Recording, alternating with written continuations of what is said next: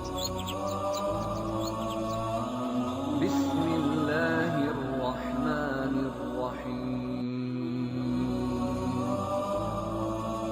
شروع اللہ کا نام لے کر جو بڑا مہربان نہایت رحم والا ہے۔ اے پیغمبر صلی اللہ علیہ وآلہ وسلم، مسلمانوں سے کہہ دو کہ جب اپنی بیویوں کو طلاق دینے لگو تو ان کی عدت کو پیش نظر رکھ کر طلاق دو اور عدت کا شمار رکھو، اور اللہ سے جو تمہارا پروردگار ہے ڈرو۔ نہ تو تم ہی ان کو ایام عدت میں ان کے گھروں سے نکالو اور نہ وہ خود ہی نکلیں، ہاں اگر وہ کھلی بے حیائی کریں تو اور بات ہے، اور یہ اللہ کی حدیں ہیں، اور جو اللہ کی حدوں سے تجاوز کرے گا وہ اپنے آپ پر ظلم کرے گا۔ اے طلاق دینے والے، تجھے کیا معلوم شاید اللہ اس کے بعد رجعت کی کوئی سبیل پیدا کر دے، پھر جب وہ اپنی میعاد یعنی عدت ختم ہونے کے قریب پہنچ جائیں تو یا تو ان کو اچھی طرح سے زوجیت میں رہنے دو یا اچھی طرح سے علیحدہ کر دو، اور اپنے میں سے 2 منصف مردوں کو گواہ کر لو، اور اے گواہو اللہ کے لیے درست گواہی دینا۔ ان باتوں سے اس شخص کو نصیحت کی جاتی ہے جو اللہ پر اور روز آخرت پر ایمان رکھتا ہے، اور جو کوئی اللہ سے ڈرے گا وہ اس کے لیے رنج و غم سے نجات کی صورت پیدا کر دے گا، اور اس کو ایسی جگہ سے رزق دے گا جہاں سے اس کو وہم و گمان بھی نہ ہو،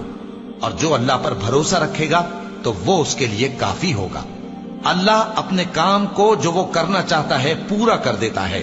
اللہ نے ہر چیز کا اندازہ مقرر کر رکھا ہے۔ اور تمہاری طلاق والی بیویاں جو حیض سے نا امید ہو چکی ہوں،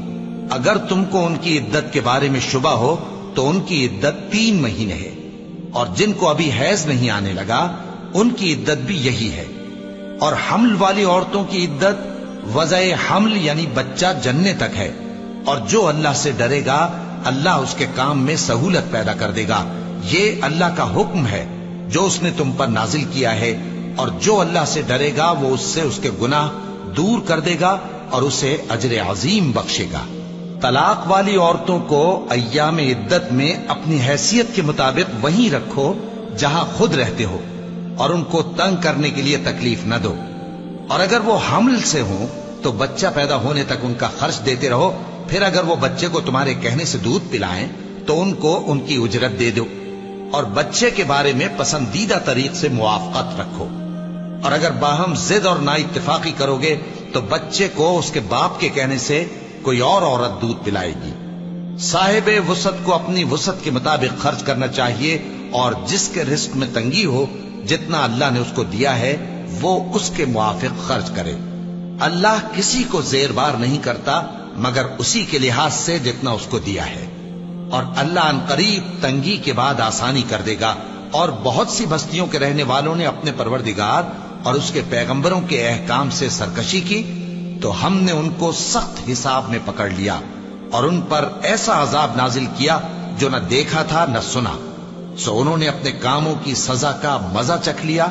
اور ان کا انجام نقصان ہی تو تھا۔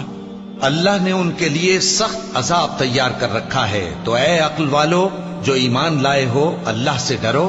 اللہ نے تمہارے پاس نصیحت بھیج دی ہے، یعنی ایسے پیغمبر جو تمہارے سامنے اللہ کی واضح آیتیں پڑھتے ہیں تاکہ جو لوگ ایمان لائے اور عمل نیک کرتے رہے ہیں ان کو اندھیروں سے نکال کر روشنی میں لے آئیں، اور جو اللہ پر ایمان لائے گا اور عمل نیک کرے گا وہ ان کو جنتوں میں داخل کرے گا جن کے نیچے نہریں بہ رہی ہیں،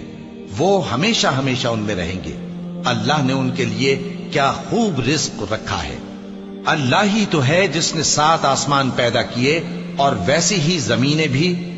ان میں اللہ کا حکم اترتا رہتا ہے تاکہ تم لوگ جان لو کہ اللہ ہر چیز پر قادر ہے،